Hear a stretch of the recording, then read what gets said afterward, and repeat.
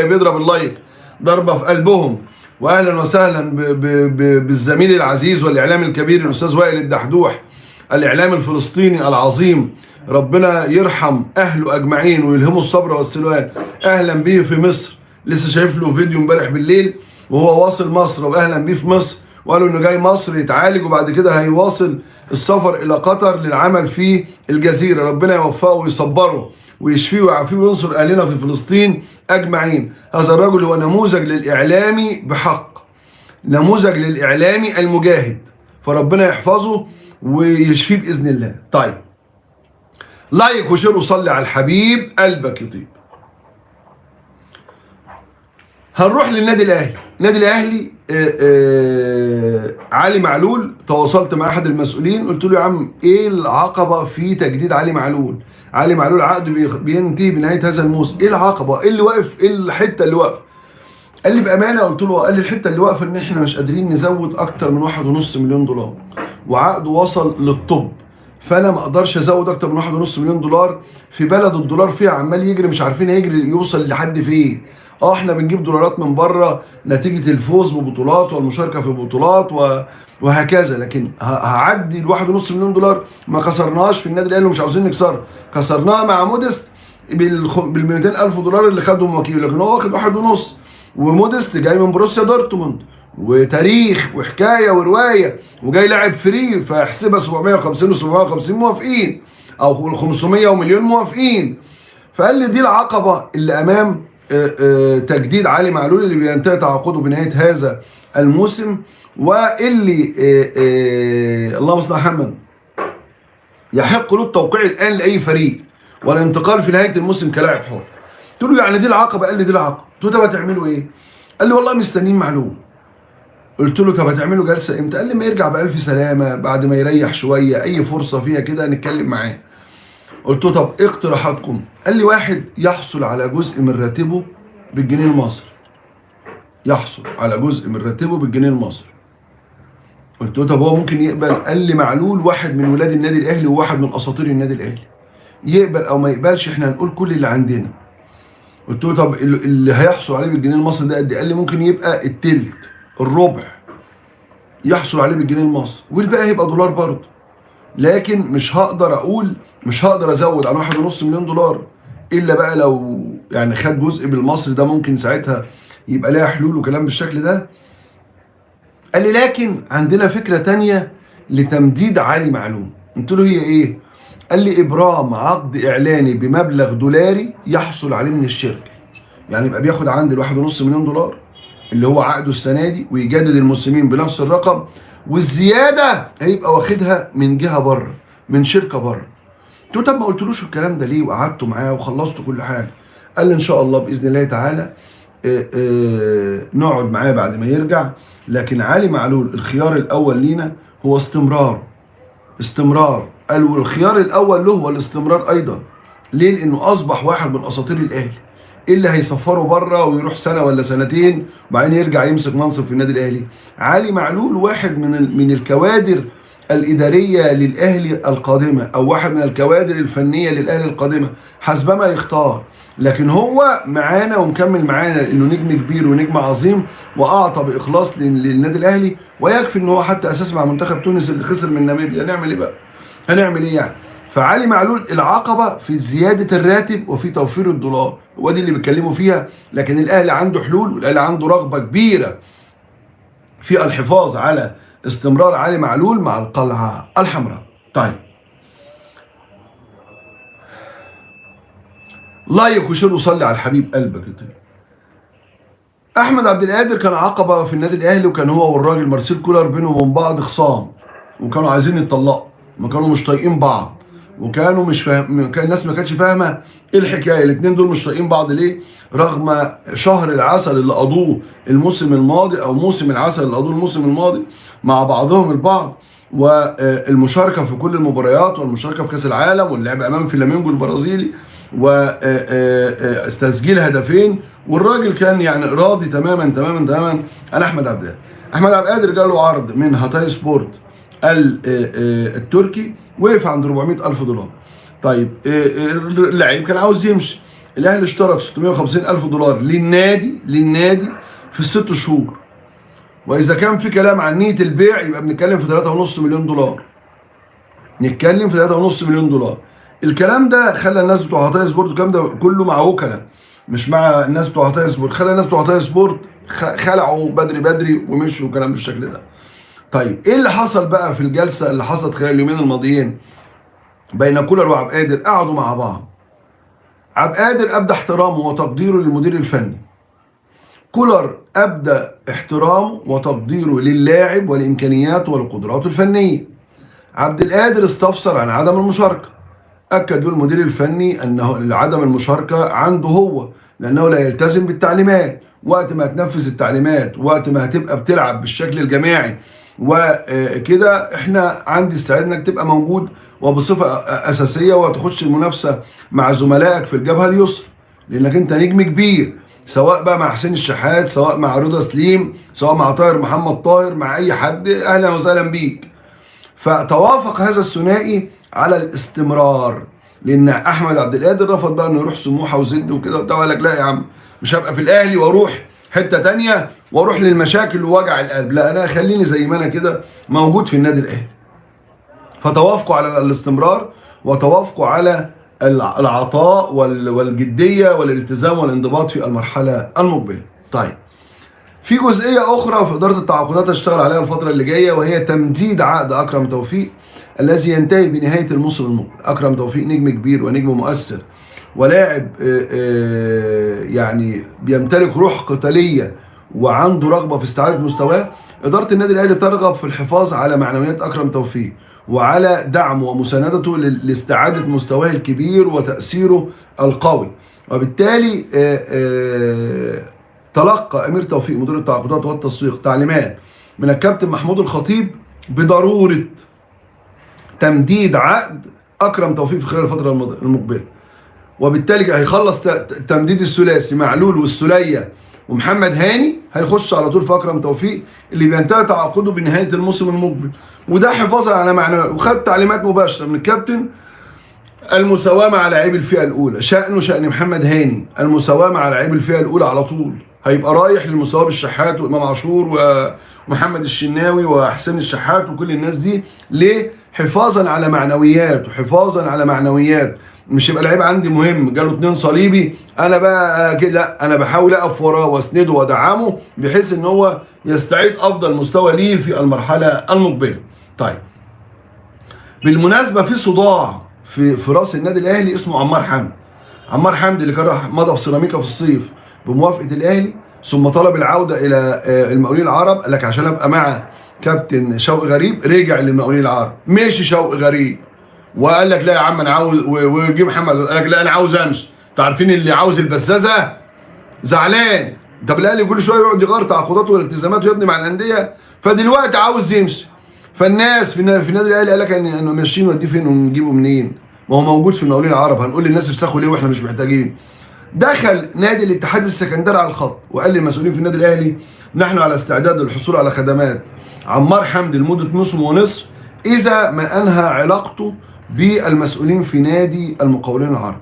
يعني هو ينهي علاقته في المقاولين العرب، يبقى هو ياخده الحاج محمد مصلحي ياخده الى الاتحاد السكندري. طبعا الحاج محمد مصلحي دلوقتي فرحان يعني بيزقطط، قال لك ما بيقولوا له 5 مليون دولار بعد ما كان بيقول ب 2 مليون دولار بعد ما لعب مباراته وسجل من ضربة جزاء وتألق وأبدع.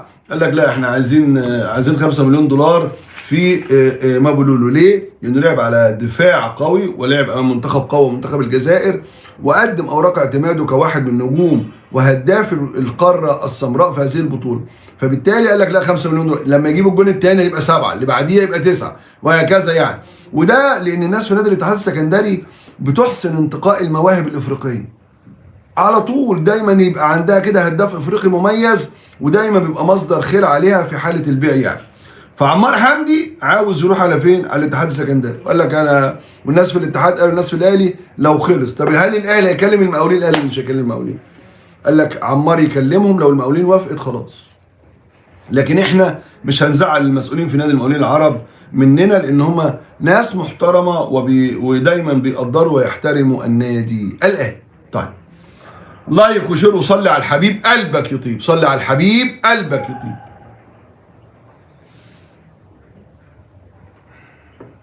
كلنا مع الروح الرياضية، كلنا مع الاحترام، كلنا مع الانضباط، كلنا مع الالتزام، لكن يبدو أن هناك خناقة نشبت بين المهندس عادل القيعي رئيس شركة الأهلي لكرة القدم والإعلامي في قناة الأهلي، وبين أحمد سالم المتحدث الرسمي باسم نادي الزمالك والإعلامي في إحدى القنوات، مش في قناة الزمالك، قناة خاصة، ماشي.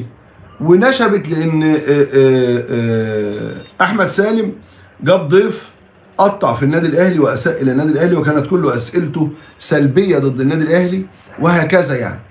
يعني كلام كده. يعني انت لما تجيب حد انت عارف هو يقول ايه وهيعمل لك مشكله، وانت عارف انه يعمل لك مشكله، وانت عارف ان هو كاره للاهلي، كاره للاهلي، فانت اللي يعني عارف ايه اللي هيحصل من ورا ده.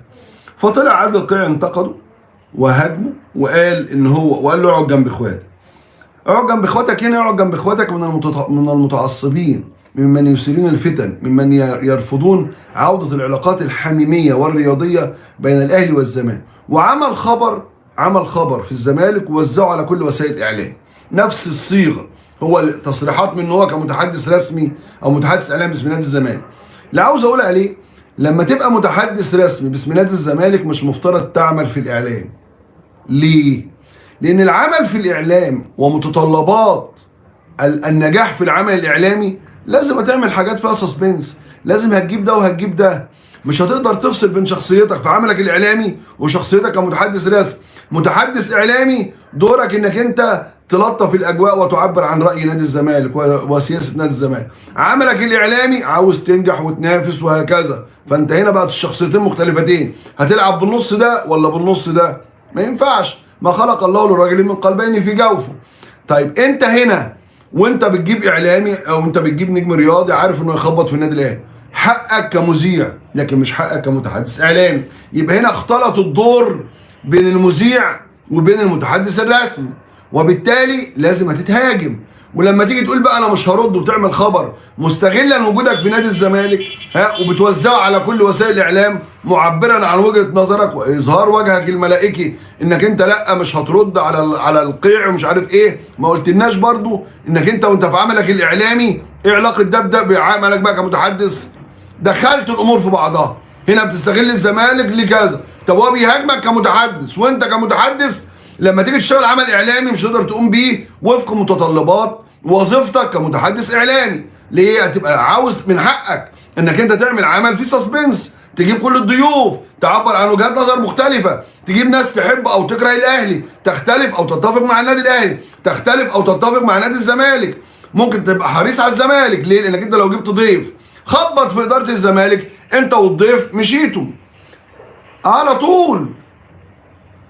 فالفكره لما بيقول لك اقعد جنب اخواتك، اقعد جنب اخواتك من المتعصبين، اقعد جنب اخواتك ممن يقطعون الطريق على اقامه علاقات جيده بين الزمالك وبين النادي الاهلي. اداره نادي الزمالك برئاسه كابتن حسين لبيب عامله شغل محترم وقربت خطوات من النادي الاهلي، والاهلي قرب خطوات من نادي الزمالك، وكان المفترض الزياره تتم لولا مرض سياده الوزير عمرو فاروق، وهتتم باذن الله تعالى. لكن ما فعله كابتن حسين لبيب ومجلس ادارته من التعاقب والتوافد والسؤال المستمر على سياده الوزير عمرو فاروق نائب رئيس النادي الاهلي باستمرار، ده امر محمود جدا جدا جدا وفوق الراس، ويدل على الرغبه في اقامه علاقات جيده. لكن الفكره ان انا اجي اقول ان لا اقعد جنب اخواتك دي لهجه ومش عارف فقاقيع وكلام من ده. لا، السؤال الواضح، انت دلوقتي متحدث اعلامي، عليك انك تفصل وتقرر. عاوز تكمل متحدث اعلامي يبقى تاخد اجازه من الشغل بتاع عملك كمذيع. عاوز تكمل كمذيع ما ينفعش تبقى متحدث اعلامي، لان الامر فيه تعارض، هنا رغبه في النجاح وهنا رغبه في اظهار صوره المؤسسه، صوره مؤسسه نادي الزمالك. انك تطلع بدور واحد يبقى هتطلع بدور ايه؟ اظهار الوجه الجميل لمؤسسه نادي الزمالك والتعبير عن افكاره ورؤيه مجلس الاداره. تطلع تتكلم بده. هل تقدر تحتمل كاعلامي القيود دي عليك وانت شغال اعلام؟ ده موضوع تاني، وتبقى بتنتقد ضيوف بالشكل ده موضوع تاني. لكن فكره ان انتقاد عدل القيعي ليك وانتقاد كل واحد بيفهم في الاعلام، انت لازم تحدد طريقك. مش هنقول بقى لا اقعد جنب اخواتك، مش المقصود بيها اهانه لك او اساءه لك، بالعكس انت شخص مهذب وراقي ومحترم، لكن المقصود بيها انت ما خلاص، ما انت بقيت بتقوم بنفس الدور اللي بيقوم بيه اخرين وبيقولوا اكاذيب، وبنشوف فيها خناقات الديوك ونهملهم ولا نلتفت اليهم. لما بنلتفت اليك بنلتفت اليك لانك انت تمثل الوجه الاعلامي. المنتخب لازم نكسب غانا، منتخب مصر لازم نكسب غانا، واحنا ورا منتخب مصر. لما بننتقد منتخب مصر بننتقد منتخب مصر نقد بناء، اللي هو ايه، ما يهدمش. احنا عشان خايفين على المنتخب، خايفين على مصر، مش خاطر احنا بنهدم الفرقه عشان خاطر ناكل زي الهجاصين اللي بيطلعوا شويه البتاع اللي بيطلعوا دول، اللي بيطلعوا يتكلموا على المنتخب بشكل مستفز، بيطلعوا بيتكلموا على اللعيبه بشكل وحش. لا، احنا خايفين على اللعيبه وخايفين على المنتخب وخايفين على سمعه مصر. انت عندك دلوقتي معلش يعني اي حد بيتكلم عن منتخب مصر، زي الواد المغربي اللي اسمه أناحي ده ولا مناحي ده، ما اتكلم عن منتخب مصر وحش. وواحد كده برضه في المغرب في الاستوديو فرح لمنتخب مصر اتغلب من موزمبيق. ليه ندي الفرصه للعالم؟ ما تستاهلش. ده احنا في ساعه المغرب ما كانت بتلعب في كاس العالم يا شويه افاقين ماشي، معلش احنا بنحب الشعب المغرب بس بتكلم عن الاثنين دول. منتخب المغرب لما كان بيلعب في كاس العالم كانت كل مصر اتفرج على القهوه في مصر كانت عامله ازاي، بنشجع المنتخب المغربي لان احنا مش زيهم، لان احنا مش جعانين. ما هو اللي عندهم ده جوع ودي غيره بحقد، غيره بحقد، فلازم المنتخب يكسب. طبعا سياده الوزير اتصل بصراحه، اللي عرفناه اتصل بصراحه، وصراحه ما تزعلش ونن ما تزعلش، لا لازم تقول لهم شد حيلكم شويه. احنا وراكم ومصر وراكم، بس شد حيلكم شويه. مش هينفع اللي بيحصل ده، مش هينفع اللي بيحصل ده. بس مش ما تزعلش، لا يا عم ازعل. هو صلاح مش في دماغه، ممكن ما يكونش في دماغه على فكره، ممكن محمد صلاح ممكن ما يكونش في دماغه اصلا، لان محمد صلاح شغله الشاغل برد وكل حاجه، بس رقم واحد بتاع ليفربول عشان خاطر محمد صلاح. اهم حاجه ما يروحش مصاب هناك، اهم حاجه ما يروحش مصاب هناك. تقول يعني ليفربول هناك، اهم حاجه ما يروحش مصاب. انا بحب صلاح ومتابع سيد مع بيبص لزابيست وبيبص مش عارف احسن لاعب في العالم، والمنتخب اهم حاجه، والمنتخب مش عارف ايه. يا عم معلش يعني، ما هالاند كان ياخدها من غير منتخبه، ميسي هو اللي خدها، ولو ميسي ما كانش خد كاس العالم كان هالاند اللي هياخدها. سهله يعني، سهله. اهم حاجه بس المعلم فيتوريا الله يبارك له، لان كاس افريقيا بتاعت السنه دي مختلفه. كل الدول العربيه ما شاء الله وقعت، كل الدول، تونس اتغلبت، الجزائر اتعادلت، مصر اتعادلت، ان شاء الله المغرب تتعادل علشان خاطر هم فرحانين فينا، انا هفرح فيهم انا التاني. تتعادل او تتغلب، وانا بقول لك مش هتكمل المغرب، مش هتكمل. انا بقول لك المغرب مش هتكمل، هي كانت فجه وطالعه كده ومش هتكمل. عايز تشتم حضرتك اشتم، مش عايز تشتم براحتك. بجد انا هفرح فيك انا التاني، واتمنى لك الخساره انت التاني، لان احنا يعني اللي احنا شفناه يعني اللي عملناه معاكم حلو قابلناه بالخساره بالوحش. يعني احنا كنا بنحب المغرب وبنشجع المغرب، يطلع واحد ما يعرفش اي حاجه، عيل صغير يطلع في الاستوديو يفرح المنتخب مصر تعادل مع موزمبيق، ولاحق دوت يقول لك منتخب مصر مش عارف ايه، ويعمل فتنه ويشيل بين البلد دي والبلد دي والجماهير دي. ليه يعني؟ ليه؟ ما احنا حلوين وبنحب بعض وبنشجع بعض. هل حد يختلف ان امبارح ان هو حد مصر كان عايز تونس تتغلب؟ لا، احنا كنا عايزينها تكسب. حد كان عايز الجزائر تتغلب؟ لا، كنا عايزين الجزائر تكسب، زي ما هم كانوا عايزيننا نكسب، زي ما المغرب كانت، زي تونس ما كانت عايزانا نكسب كده. انت هتتمنى اللي انا اقول يا رب المغرب تخسر، يا رب المغرب تخسر. طب ليه هتوصل الناس لكده؟ ليه هتوصل الناس لك؟ يا اخي رايك خليه في سرك، انت بتتكلم جمهور يا عالم، يا اللي ما بتفهموش بتكلمك بتخاطبوا جمهور، فلازم كلمتك تطلع بحساب، مش هتطلع تقول اي هلفطه وخلاص. زي برضه ما في ناس عندنا هنا بتهلفط برضه. ان شاء الله باذن الله يكون يعني حالفنا الفوز بكره في ماتش غانا ان شاء المولى سبحانه وتعالى. والحمد لله بقى اللي هو الساعه 10 عشان الناس بتقعد تلوك كتير، اصل البحر والنفس والخنقه والحكايه والروايه والتيت لا يا عم الحاج، ما ينفعش الكلام ده، ما ينفعش. لازم لا العب. انا كنت شايف اللعيبه في ماتش موزمبيق لا على قدها، لا حول ولا قوه، مش عايزه تجري، لا مش عايزه تبذل مجهود. المهم يا اخي، اذا عجبك الفيديو خش باللايك والاشتراك وتفعل الجرس، والسلام عليكم ورحمه الله وبركاته.